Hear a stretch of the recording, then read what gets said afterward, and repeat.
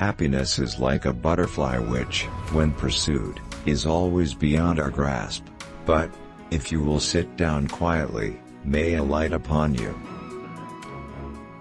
A single dream is more powerful than 1,000 realities.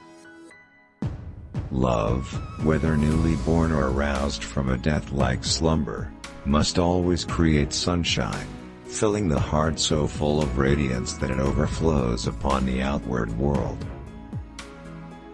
No summer ever came back, and no two summers ever were alike.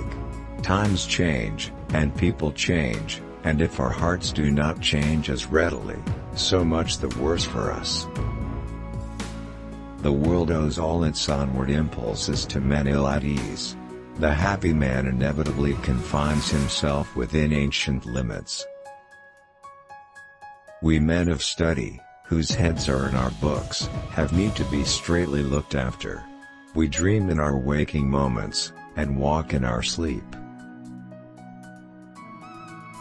Human nature will not flourish, any more than a potato, if it is planted and replanted, for too long a series of generations, in the same worn-out soil.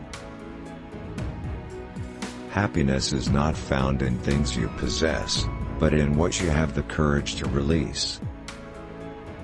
There is something truer and more real, than what we can see with the eyes, and touch with the finger.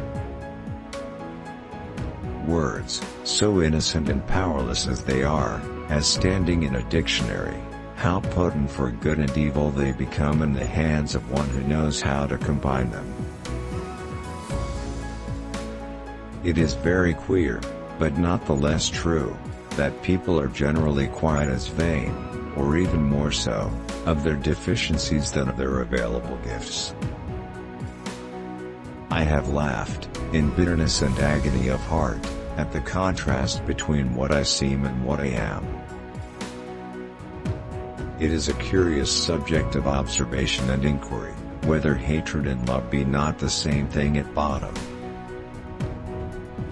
It is to the credit of human nature, that, except where its selfishness is brought into play, it loves more readily than it hates. Be true. Be true. Be true. Show freely to the world, if not your worst, yet some trait whereby the worst may be inferred.